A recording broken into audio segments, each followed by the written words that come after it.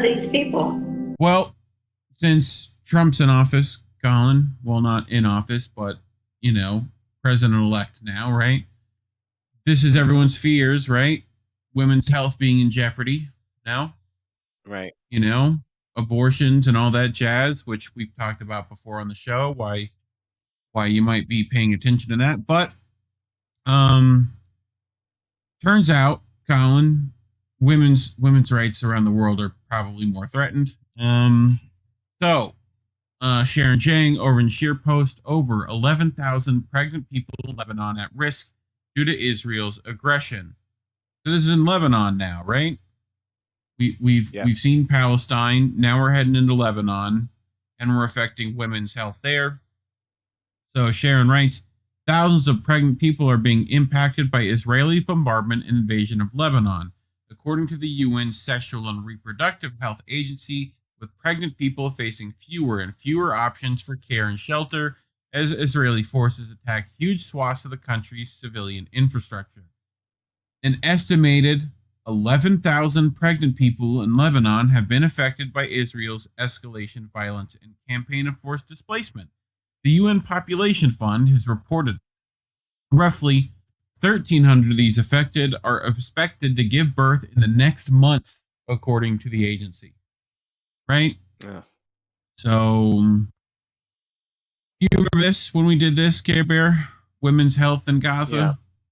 Right? Mm-hmm. So, I suggest people actually go, find that on our channel. I'll try to remember to annotate it.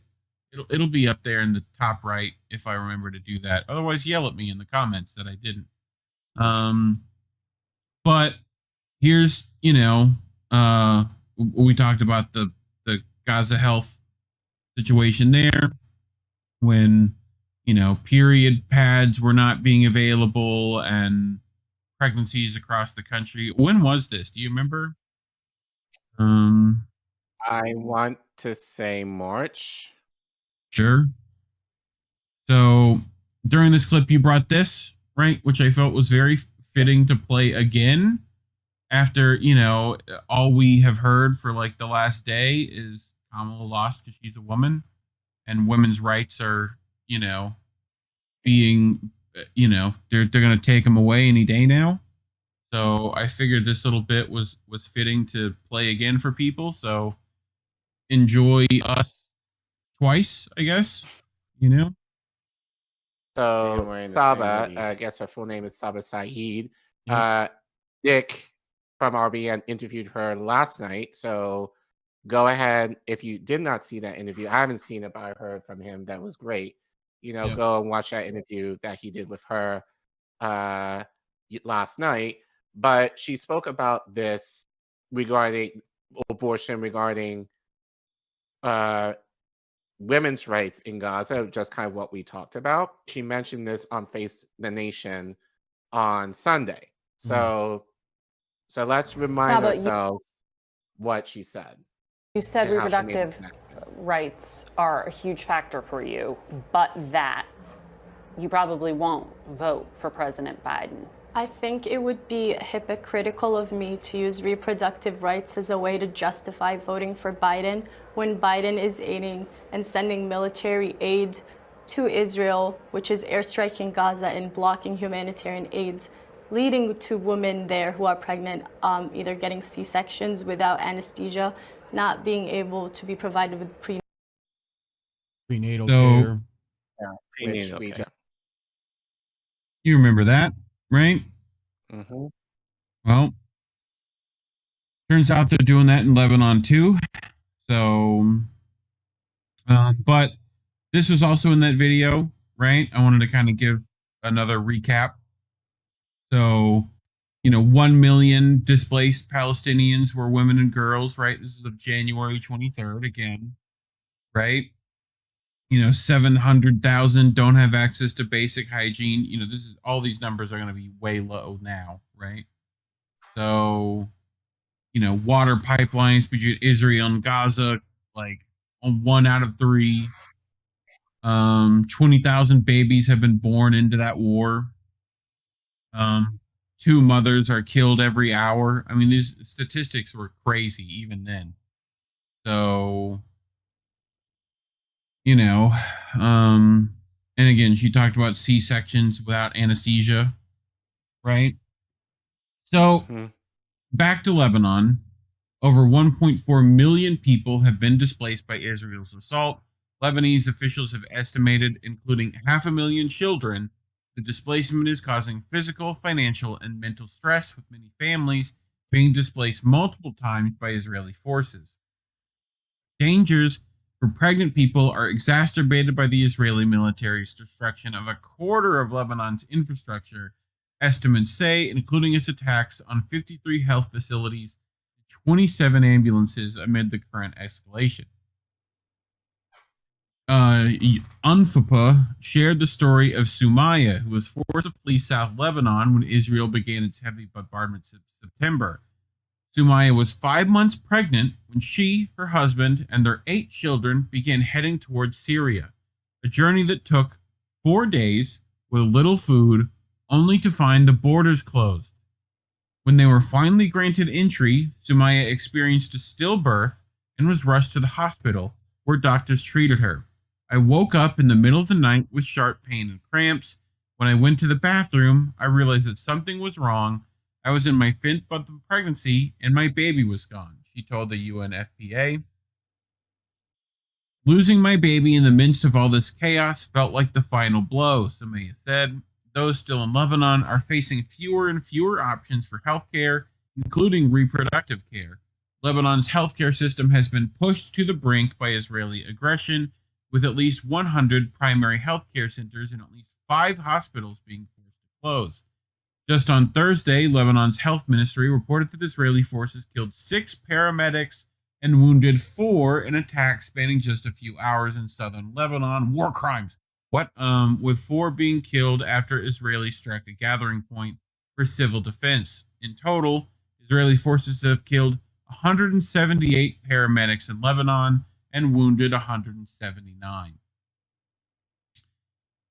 In all, Lebanese health officials report that 2,800 people have been killed in Lebanon since October 2023. The death toll includes a staggering number of children. Officials have reported that 166 children have been killed in the past year in Lebanon. The death toll of Israeli massacres is increasing. According to that'll help. According to UNICEF, this month alone, Israel has killed at least 1 child in Lebanon and injured 10 more each day.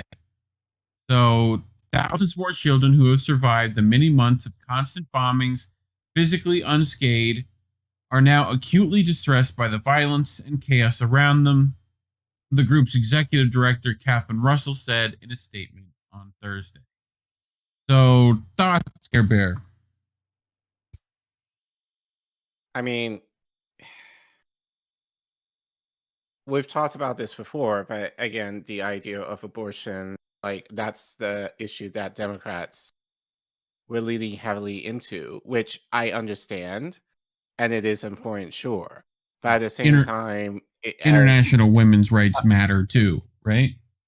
Right, exactly. So you can talk about abortion rights here when around the world there are women who, through war, are not, who basically have to, well, just due to the conditions, are aborting their kids, and they do not have the means to do that safely. And having to go through that trauma of losing a child under horrific conditions in war. And so my thing is, and this is kind of what I shared earlier tonight, it's the idea of how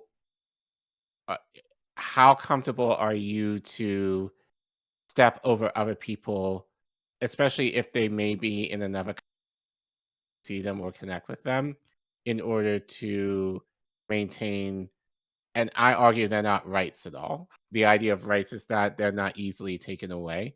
So really it's just a privilege that the government is choosing to give to you just to kind of appease you and kind of keep you like a busy little worker bee. But then it's the idea of like, how can you walk over marginalized communities who don't have those privileges in order to protect your own. So it's the idea of like liberation should not come at the cost of other people of the oppression of others. It's like, if I don't have it, we all kind of suffer through it. And you can argue that's probably what people are going to be feeling under Trump, you know, or I'm going to lose this thing or I'm going to lose that thing. You know, you're going to fight for that here. And you have the means to do that here. Like in other countries, that's not even an option. They'll just straight up kill you. And then, you know, and again, for many, especially in this case, women, you know, they don't have a choice. So in the matter. So it's just very hypocritical that we want to protect women's rights here when our policies are affecting women's rights around the world. And they do not, and regardless of who is going to be president, it's still the same condition. Yeah. Couldn't agree more. Well, I didn't want this to just be like two dudes talking about, you know, women's health and women in general. You know, I figured we should probably let some women speak on the matter. You know, which they would do anyway. I don't have to let them. I don't, you know how this works. But this is from Abier, right? So Palestinian women, the unsung heroes, right? I figured it was important to kind of let, you know, them talk about their experiences with that. So here, I'll let this lady speak for herself. And set up medical teams. They performed critical surgeries under apartheid regimes and gave birth at checkpoints as soldiers looked in between. Our women learned to teach in abandoned spaces. They built their own schools, wrote their own rules for the sake of their own children's education. Our women learned to cook without any supplies, used wood for cooking gas and traditional clay for oven to bake taboon and keep their own families alive. Our women even created resilient art. They knit flags when they were banned and carried them proudly as they marched hand in hand, singing songs they wrote, inspired by their scars. As their loved ones stood wrongfully behind prison bars, our women are bilingual. صحيح أنهم احتلوا أرضنا ولكن لم يحتلوا وجداننا. Tarab Abdelhadi founded the Palestinian Women's Congress and resisted the British occupation. Ahid Tamimi's defying slap reached multiple generations. Muna al-Kurd's journalism revealed a settler colonial state. So did the lenses of Bisan, Hind, Plastia, and Lama Jammus, our youngest journalist to date. Our women, my mother, grand and great, continue to preserve our culture by all means. It's strength we've all inherited from our ancestors' genes, so our women do so much more than just talk. We could even teach you, but I at least would rather not.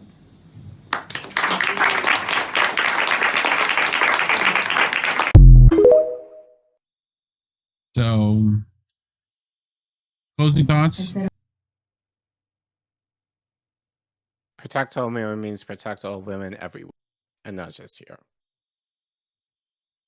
Well, talking about these things is why we're demonetized. So you can scan that QR code, go to ko-fi.com/indienewsnetwork. You know, leave us $1 or $2. You know, hook us up. But can't do that. Like and subscribe. Hit the share button. Leave a comment. Do all the stuff you would do on any other video you liked. You know, let us know what you think. Get in those comments. Help us get to 3K. We're getting there. Anyway. Thanks for watching.